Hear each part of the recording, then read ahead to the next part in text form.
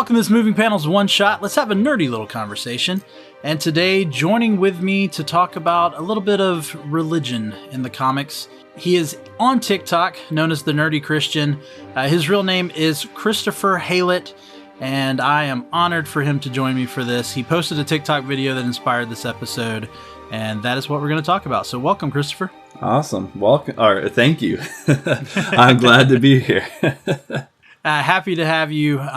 Again, you've been a very interesting, and I don't say interesting in a bad way, but you've been one of those TikTok follows that I went, this could be some videos I'd be interested in. And especially when the first one I saw of yours was talking about X-Men, the animated series. Yeah, so it's a classic. I remember growing up, we had like the first 3 episodes of the series recorded on VHS.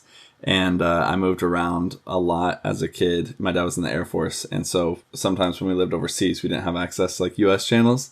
So from when I was 7 till I was 9, we couldn't watch the animated series. So we just watched those 3 episodes all the time with the introduction of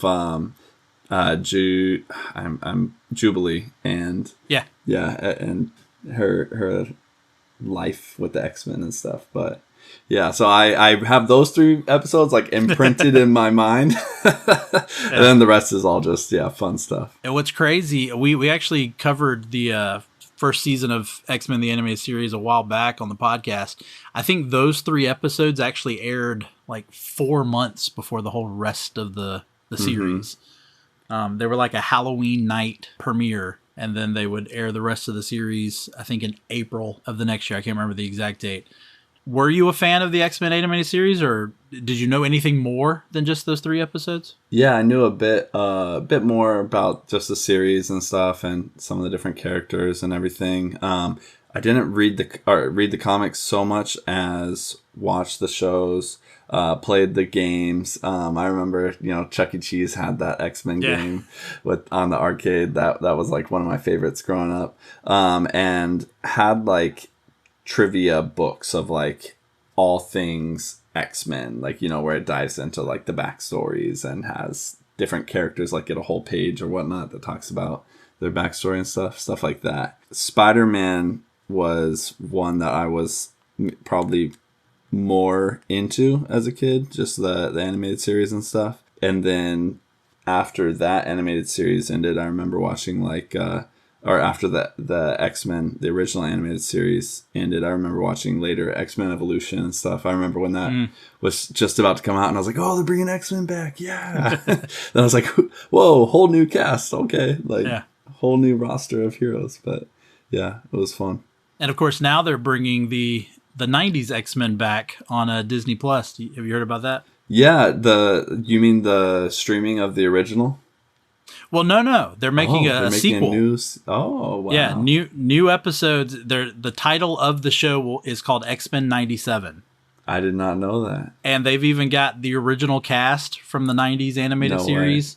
That's pretty cool. And they're coming back and doing some new episodes for Disney Plus. The 90s are hot again. They I work with youth at my church, and not work, I volunteer with, and it's so funny. Everything about the 90s is back in fashion. The middle part for the guys, the one ear pierced, the high-waisted pants for the girls, and then shows. I mean, Power Rangers, I know, is making a comeback where they're gonna movie coming to Netflix. Yep. So 90s are back. They're in style now. I'm not going to complain. Yeah. So you're called the Nerdy Christian. Mm-hmm. This is really the only, I haven't looked through your entire video list, but this is really the only video I've seen a connection to something in pop culture. Yeah. So what makes you the Nerdy Christian? Yeah. So I've always been a guy who really just likes soaking up information, and also just really enjoyed reading and fantasy and sci-fi, Star Wars and Lord of the Rings. Like, growing up, I read pretty much everything Tolkien ever wrote. The Silmarillion, Children of Hurin, all that stuff, in addition to the actual trilogy. Star Wars, I read the comics. I read Jedi Apprentice books, the Jedi Knight series, all that stuff. And was super bummed when Disney was like, none of that is real anymore. It's canonical, yeah. Yeah, but so always have been into some of that stuff. And then also, though, for my faith, I really am not like a surface level kind of person. Like I if I see something that reads a little interesting, I'm the kind of guy where I'm like, all right, what's the Greek word there? What's the actual context? I want to understand this. I want to unpack it. And that's always been something that's kind of been a characteristic of me. But as technology has emerged, like Logos, Bible software, and different things that make dives like that more accessible for the lay theologian, I've gotten more and more involved in those kinds of things. And as there have been different publications like the Bible Project and stuff, I just love diving into the nerdy details that lots of people would just be like, who cares? But I'm like, no, like this little thing is actually so significant. And I also really enjoy seeing how different, how Christianity or Christian ethos or different things is sometimes subtly, sometimes overtly just shows up in different pop culture. So I was like a big fan of Lost growing up, and there's some really neat undertones in that show. Yeah. And then there's, different things with different series. That X-Men episode, there was some cool stuff. So that's one thing I've done a little bit of, but I want to do more. Yeah, I guess the last piece of how I'm a nerd is I love geography and maps and international affairs and all that kind of stuff. Yeah. So on my Instagram, I post maps all the time, just like in my stories. Look, when I was a kid, the little Bible I took to church, it was one of the ones that had the map in the front and the back. And that was one of the coolest things for me, was the map. I totally understand that. I will say I don't get into it as deep. I do my devotions from time to time. And with my connection, I have found, actually, I have it over here on a bookshelf. I have a devotion that the entire devotion is centered around the Tobey Maguire Spider-Man movies. Yeah. Wow, that's awesome. Yeah. And so I've gone through that a couple of times. I actually have this one sitting here that I pulled from the room I have here, but I've got this one that is the Gospel According to Superman. That's awesome. Wow. Yeah. And so I like those connections as well. When I was in college, I was part of the Wesley Foundation in college, and I actually ran a Bible study that met once a month called Movies That Matter, was what I titled it. Okay. And so every week I would take a movie and I would center the study of that day around that movie. So definitely when I saw your video, I was like, oh, this is a great one. And so, so I'm sure you do a lot of that with your youth. You connect things to, you mentioned Star Wars. There's a lot of connections you can make in Star Wars. Yeah. Obviously you can pull stuff out of, things like The Lion, the Witch, and the Wardrobe. And honestly, a lot of superhero stuff. Yeah. There's a lot out there that you can't tie. I talked about the Spider-Man and the Superman stuff that I have. But I'm sure there's a lot more out there. But let's go ahead and talk about this episode that you posted the video about. So for those of you who don't know, the episode of X-Men the Animated Series is titled Nightcrawler. It aired May 13th, 1995, and it was written. I really wanted to know who wrote this because, this was a very surprising thing to be airing on Saturday morning cartoons. Yeah. The likes of shows like Davy and Goliath had, long passed. And so the guy's name is Len Yulee, who also wrote for Static Shock, Ben 10, Gargoyles, and, may not be surprising, VeggieTales. Oh, I didn't know that last bit. Yeah. I knew the Static Shock bit, but I didn't know VeggieTales. Wow. He has said, I read an interview that he did, he has said that he was agnostic. Then after some personal stuff happened, he found his way to a church and was baptized as an adult at a mainstream denomination. And then he says, and I quote, and I'll just leave it at that. Found that out. The original story that he had for this episode was your typical X-Men episode, a lot of action. But Sidney Iwanter, who was one of the Fox Kids executives, who is also Jewish, spoke up to him and said, "Yeah, I need you to quit doing all of this. I want to hear more about a loving, giving God." He also had support from Margaret Loesch, who was the head of Fox Kids, as well as Avery Coburn, who worked for Standards and Practices. So it is awesome to me to hear that he had all this support to do this very, very religious episode. Yeah. I did a little bit of research prior to the video that I made, and it was really neat to see that it was something that wasn't like, it's not like he like snuck it through, right? No, like yeah. It was very much like everyone was like, yeah, that like it's good for kids to have some display of religion, and they were very intentional to not make it an overt endorsement. I would say it wasn't an overt endorsement of Christianity against any other religions or anything like that. In fact, in the episode, there are no explicit references to Christ, but to God in various parts. But I just think it's kind of a lost, I don't know, not lost art, but a bit of a lost practice, maybe you would say, where just a lot of the shows back then, Static Shock, like so many good values taught for kids, aside from just being entertaining. Static Shock had all sorts of messages about gang violence and drugs and all sorts of stuff for kids in a way that actually was like entertaining. Racism. And nowadays a lot of it, just for kids at least, just kind of lacks a bit of substance sometimes, I think. Yeah. I mean, even I know a lot of the shows on TGIF, you know, like there's an episode of Family Matters where Urkel goes to church, and he clearly makes it clear that he's scientific and he doesn't, but then when he goes to church, you know, he's filled with the Spirit. And again, like you said, they're not pushing anything. They're just saying, hey, this is something people experience. Yeah. You know, take it for what you take it for. But I also like in this episode, they've got Wolverine as the opposition in a way, which is straight from the comics. I've actually got a reference here. Uncanny X-Men number 164. Wolverine actually comes up on Nightcrawler, who is praying in Latin. And I got a couple of panels here. Wolverine says, "I believe in nothing, never have, never will. What matters is what I can see, hear, smell, taste, touch, tangible things, physical things, reality. The rest is imagination." Nightcrawler then says, "And you have no use for that." Wolverine replies, "Nope." Nightcrawler says, "I am sorry, my friend. I never realized how utterly, inescapably alone you must be, with nothing to hold on to but yourself. More alone than I, despite my outer appearance, could ever be." Wolverine says, "I ain't alone, bub. I got you."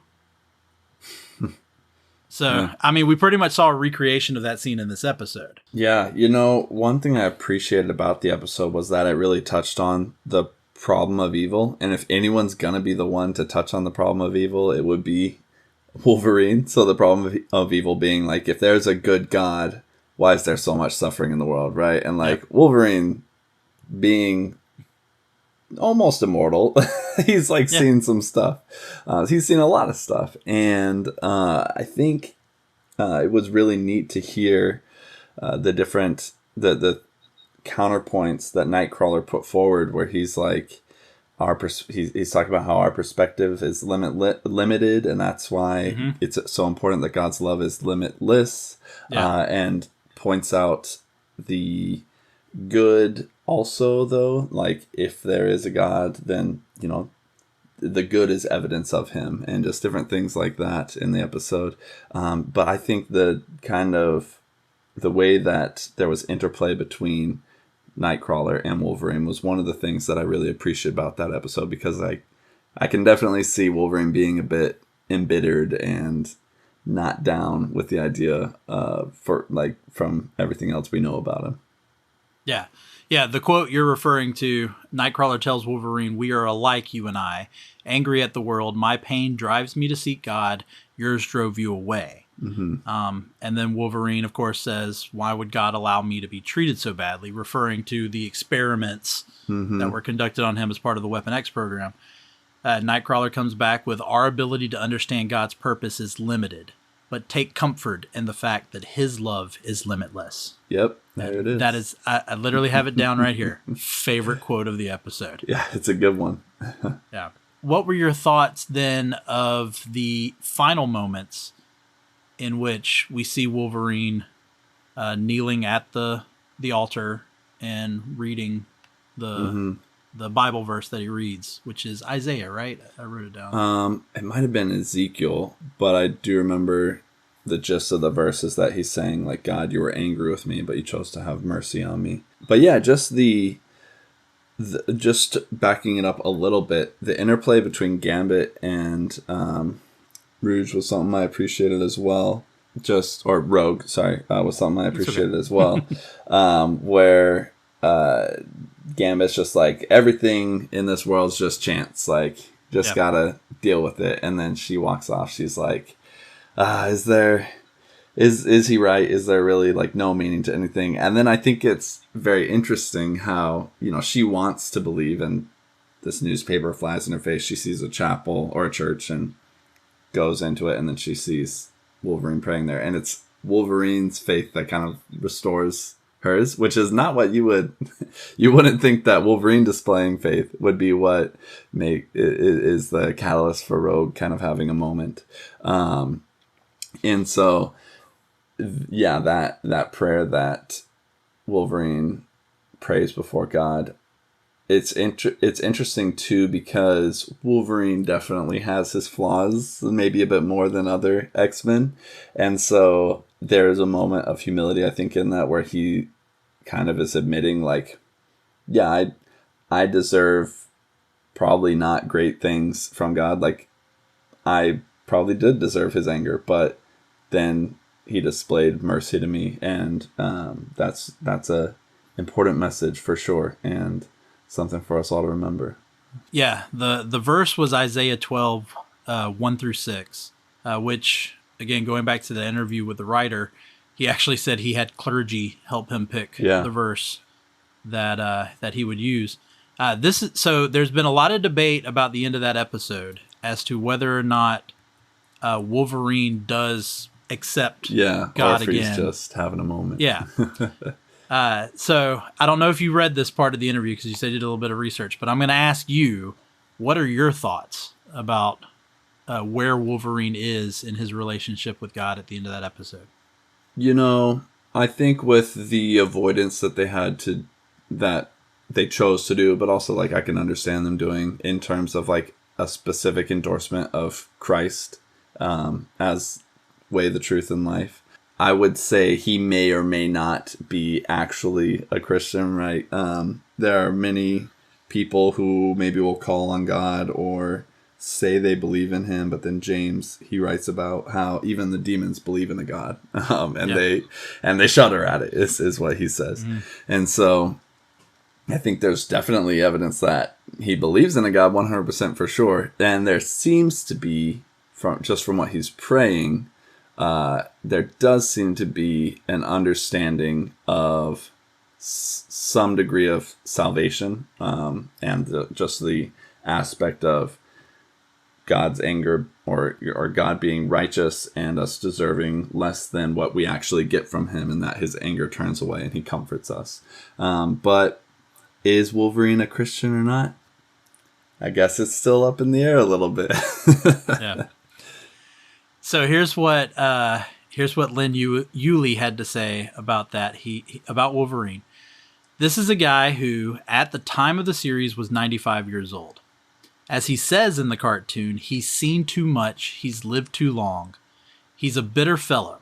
Mm-hmm. He may have had faith of one sort or another at one point, but it got beaten out of him by all of the horrible things that he's seen and all of the horrible stuff that was done to him. Remember, he was treated as a lab specimen. That's how he got the claws. Not on a sunny disposition. So, it's not like he was suddenly a Christian or became a Christian. Remember, at one point in the comic books, he was a Buddhist. I think he probably might have had some exposure to faith in the past, but maybe he soured on it. That happens to people. They step away from it. Maybe later in life, they come back to it. At the end of this episode, yes, Wolverine is at the rail, kneeling and reading a Bible passage. I don't think that he's had a conversion experience, but I think that he is exploring. Maybe he's getting in touch with something that he once had in his life, something that gave him comfort at one time. And the way back in for him turned out to be this creature, Kurt the Nightcrawler. Yeah. And I mean, there's parts of the comics in which Nightcrawler even kind of turns away from it. There was Secret Wars 2, not to be confused with the much superior Secret Wars.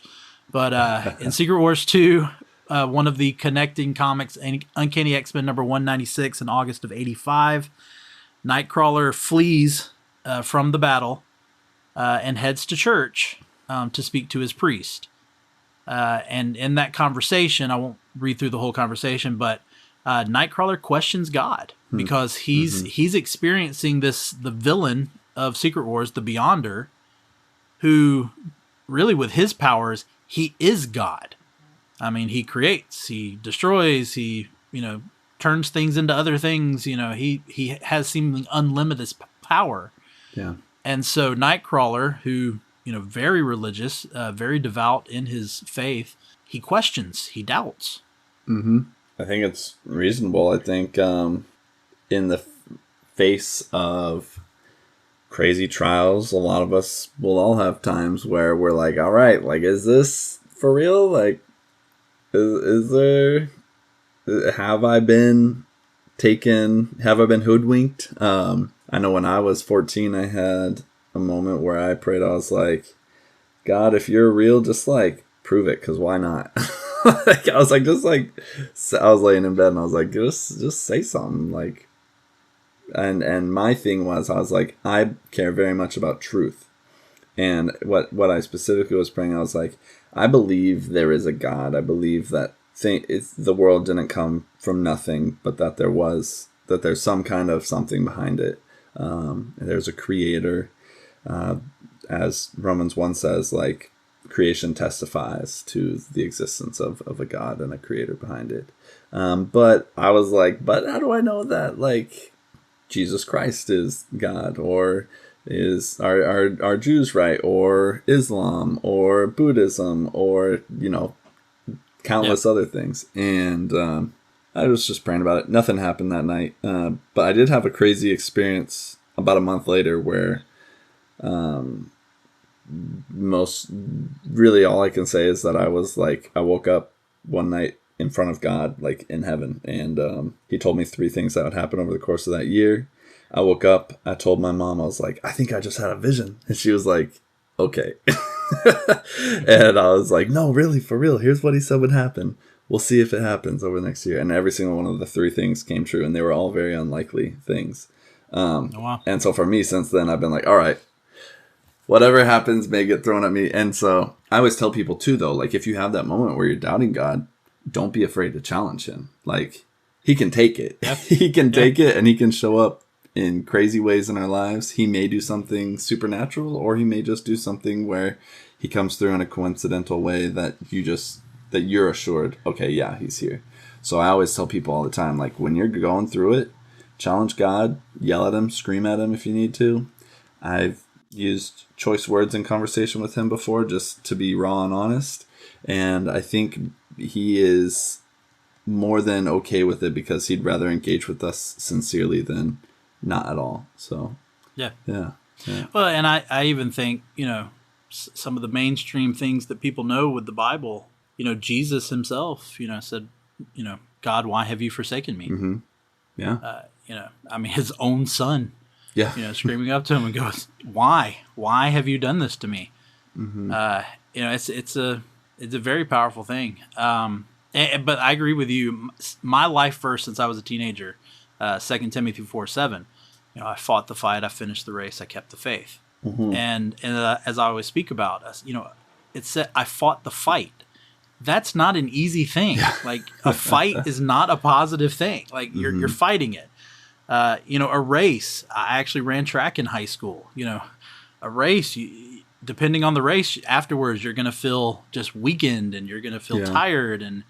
But again, through all of that, no matter what happens, you keep your faith. There was a thing in college where me and a group of guys used to have a thing where we would talk about faith in a chair. I sit down, and every time I sit down, I have faith in a chair. Now, will the day ever come where one time I sit down, the chair breaks? Yes. Yeah. But is that ever going to stop me from sitting down in a chair again? No. Like, I'm going to sit down in another chair.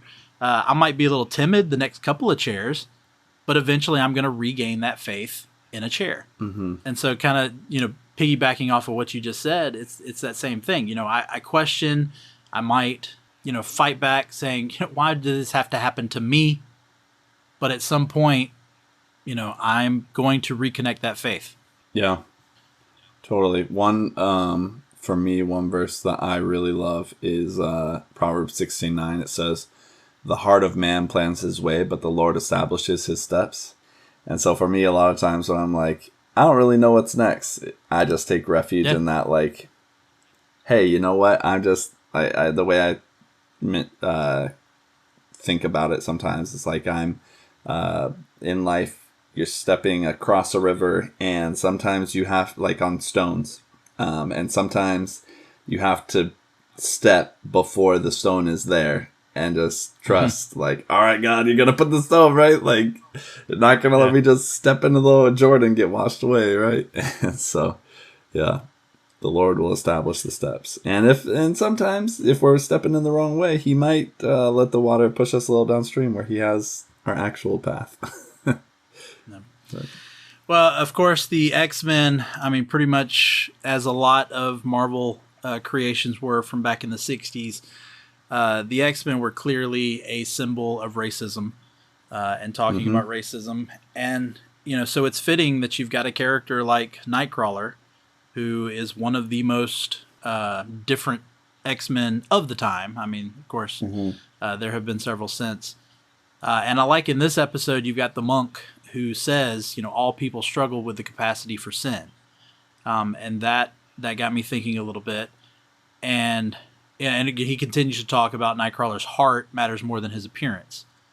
And again, that's the whole point of the X-Men. But it led me to 1 Samuel 16:7. But the Lord said to Samuel, "Do not consider his appearance or his height, for I have rejected him. The Lord does not look at the things people look at. People look at the outward appearance, but the Lord looks at the heart." And I was like, if that's not the verse that sums up the X-Men, I don't know. I don't know what is. That's a fitting one for sure. To kind of wrap things up here, I actually wanted to kind of just throw a little humor out at you. I do believe that Nightcrawler's ability is teleportation. Yep. And again, I'm saying this. I'm doing this as a joke. I am not doing this as anything else. I believe that there was teleportation in the Bible. Do you know what story I might be referring to? There's two that I can think of. There's I'm getting them mixed up. It was either Elijah or Elisha kind of like got away. And there's Philip, just like appeared by the eunuch. Yep, that was mine. Mine was Philip. Yeah. In Acts 8:26 through 40, Philip, after leading the Ethiopian to faith in Christ, the Spirit of the Lord suddenly took Philip away, and the eunuch did not see him again, but went on his way rejoicing. Philip, however, appeared in, and you might correct me on the pronunciation here, Azotus. And again, it doesn't say like that happened the moment after he disappeared from the eunuch, or if it was a few hours, days later. We don't know. But if that's not teleportation, I don't know what else is. Who knows? And who knows what anyone around there might have seen, just this man just poof into their field. Hey, what's that guy? Where'd he go from? Yeah. You know, cool story about that eunuch is, so the Ethiopian church didn't really get going until like the 400s, but it's said that the eunuch, there's some church tradition in Ethiopia that the eunuch proceeded to go back to Ethiopia and actually led the queen of Ethiopia herself to Christ. And so that's something that may or may not be true, but I can't help but imagine it's really plausible. He was a high member of her court and would have probably shared like, hey, this crazy thing happened, and then the guy disappeared. Yeah. Yeah. He not only finds faith, but the moment after, the dude just disappears. That's definitely something you're gonna go and share with others. Yeah. And tell the story. Mm-hmm. So yeah, I definitely could believe that. But anything else you want to share about? Really anything. This is going to be your forum right now. Something I watched the episode just in review today, and I realized I was like, oh, I think, I forgot that Mystique was his mother, and that was just something that had slipped my mind. And then I was digging and saw that Azazel is his father, and I was like, it's so interesting. How I wonder who was in charge of, like, who was the one who thought we're gonna take this person from like a flawed character of Mystique and like a pretty evil character of Azazel, and we're gonna make him the Christian. Like, that's an interesting choice. And so to me, that just kind of points to how God often likes to redeem things out from the least expected places and redeem people from the least expected places where there might be their situation may be one of darkness, or their background or the things around them may be rough, but there's always through faith the opportunity for God to do something pretty cool and create in us examples of his truth and glory. So that was just something that I thought about today, that I was like, that's a good little bit there. Because Azazel, although I don't think that was established until later, I think. Maybe the 2000s, into the 2000s was when they finally established, because the Mystique reveal wasn't until like right before this episode. Like the Mystique reveal was just the year before in 94. And then Azazel, like I said, I think was the 2000s. But Azazel is, in the Marvel universe, what is a demon? Just like Mephisto. I mean, everybody knows who Mephisto is, who watch Marvel things. In fact, Azazel and Mephisto actually battled each other for the right to be Satan. Exactly. In fact, just going back to some of the history of Nightcrawler. Nightcrawler was created by an artist, David Cockrum, who originally intended for him to be a demon. And that he was a demon from hell who came to Earth. I don't know if he intentionally screwed up a mission or he just refused to do a mission. It was something like that.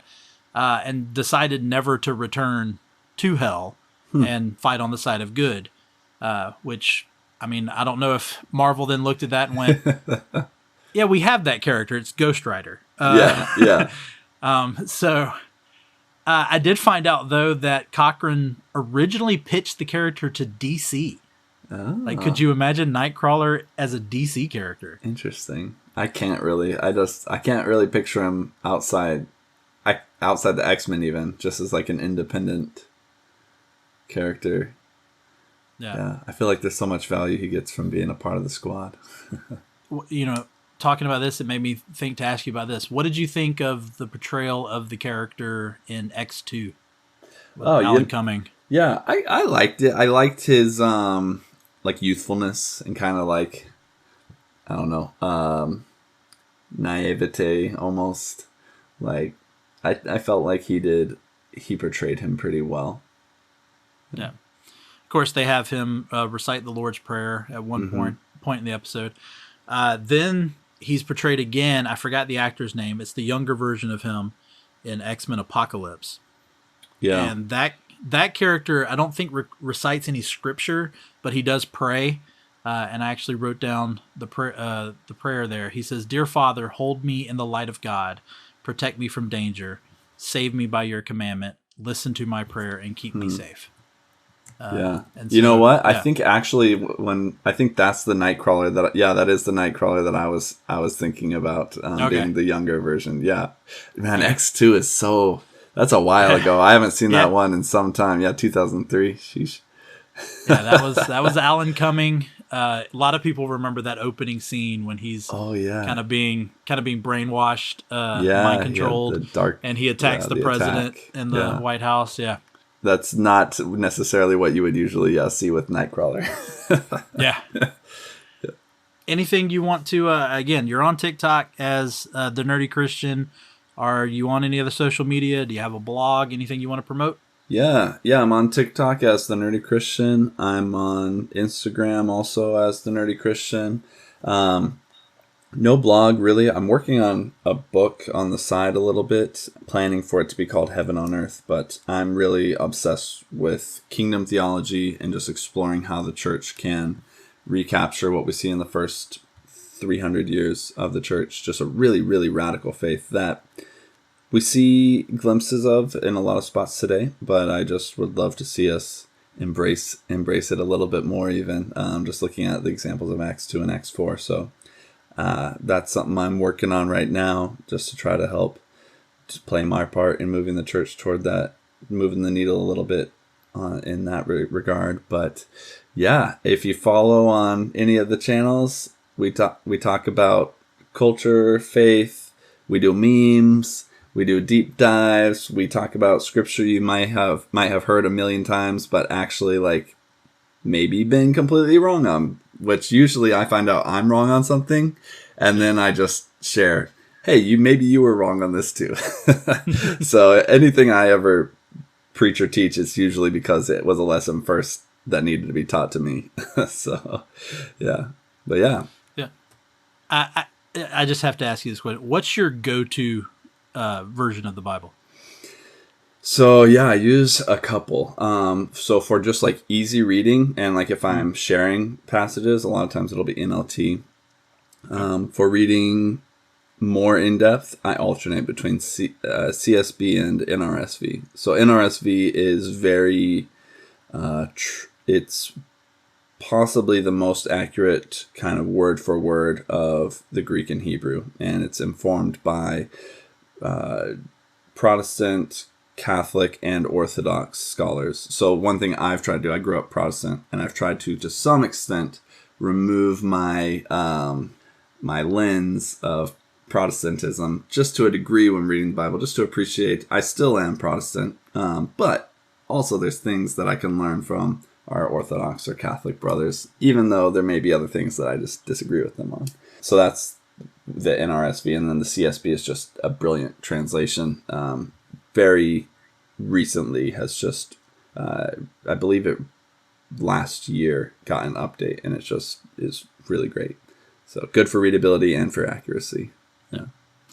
And I like what you said about being able to talk with people of other religions, denominations, other faiths, and having an open mind, because I mean that takes us full circle back to the the relationship between Wolverine and Nightcrawler. Yep. Just again, they respect each other, and they're not going to condemn each other or push each other one way or the other. They're going to remain brothers. They're going to remain friends, and they're both going to openly discuss their beliefs and their faith with each other. And to me, that's what being a person in faith it truly should be. We're not going to as some people will say, beat them over the head with the Bible. Yeah. But I like what you said. My cousin, who is a pastor, he believes everyone should have two Bibles, a reading Bible and a study Bible. Yeah. Just like you just said, you've got the NLT that you use as kind of just your straight reading Bible. You can inform other people with those verses because they're just easy to read, easy to understand. But then you've got the New Revised Standard Bible that you're using more as you're in-depth studying and looking into. So I think that's great. I've got to get into that. I'm pretty much an ESV hog. Like I was ESV before. Yeah. I have a little pocket-sized Bible that I love because I can usually fit it in my. Too. Yep. Yeah, the ESV, and so that's my like main Bible actually. But I don't actually own a CSB. I use it on my phone. Yeah. Oh no. So, yeah. I have the same thing. I have the Pocket ESV, and I actually keep it in that top little pocket of my book bag. Yeah. When I was in college with the cargo shorts, it was always in that pocket of my cargo shorts. But no, at church, I'm one of those sitting there with the Bible app on my phone. Yeah. And like I swear I'm not texting. Yeah. Dang, I mean, I'm even taking notes on my iPad. So, so yeah, I'm all. Yeah. There's a guy at my church who brings his whole laptop. He just he's just there like taking notes. Yep. It's awesome. All right, we'll go ahead and wrap it up there. Thank you so much, Christopher, for joining me. It has been a pleasure. A very uplifting episode, I will say. Thanks for having me on. Oh yeah. Absolutely. And again, if you have any interest in this stuff, I mean, even if you don't have interest in that stuff, give him a follow on TikTok. Very recently, he did it was a 4-part on tithing. Yeah. Correct? Yeah, I think it would end up being 5 parts, yeah. And then we'll do 3 more probably next week on like biblical generosity. I'm actually going to make a video tomorrow about tithing because a church is being sued right now because they were forcing their staff to tithe out of their paychecks, and it's just like, oh man, there's if you watch my series on tithing, you'll hear why that discomforts me. It discomforts me too. But yeah, no, that it's definitely, and again, you call yourself the nerdy Christian, and definitely as I don't think I've watched all 4. I think I've watched the first 2, but you definitely do your research, and look into it. So yeah, if you have any interest in that and those type of things, definitely check him out. He's a good follow. I got to promote myself. Follow Moving Panels. Yeah. I haven't posted a lot recently, but I'm gonna try to get back into it. But we'll end it there. Thank you everybody for listening. Rate and review the show. Tell us what you think. If you want more episodes like this, let us know. Because, like I said, I've got devotions about Spider-Man and Superman. We can do a series going through those. I have no problem with that. Do some one-shots on that. But for today, for Moving Panels, I'm Laramie Wells, and I'll see you on the other side of the page.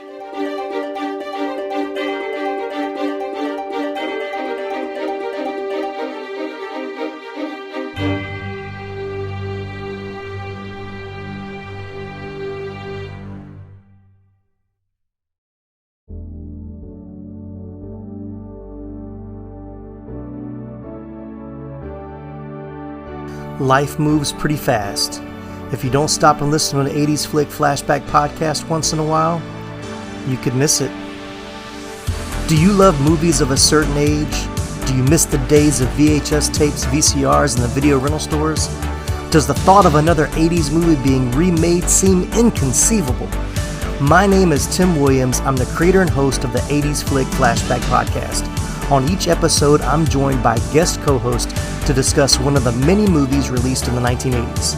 We share our first-time watch memories, our favorite scenes, and even learn some behind-the-scenes stories about the cast and crew along the way. New episodes are released every other Friday on your favorite podcasting platform. So make like a tree, get out of here, and go listen to an excellent episode of the 80s Flick Flashback podcast. The ad is over. Go home. Go.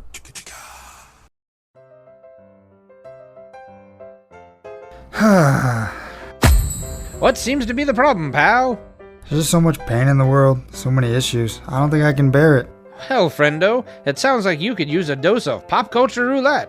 Pop culture roulette? What's that? Some sort of pop culture themed podcast or something? That's right, sonny boy. When hope seems far, dive into some PCR. But I already get my entertainment news from Variety. Huh, that's pretty good. If you're a chucklehead, PCR gives you news you need, condensed, unfiltered, and raw, from 3 nerds who know a little something about something. Wow, okay, sign me up. That's the spirit. Pop culture roulette. New episodes every Monday, available on all major podcast directories.